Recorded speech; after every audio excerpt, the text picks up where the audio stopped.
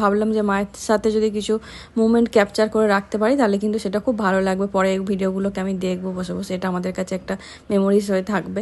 আর এখন মা লুচি ভাজছে, আমি লুচি বেলে দিচ্ছিলাম, মা ভাজছিল।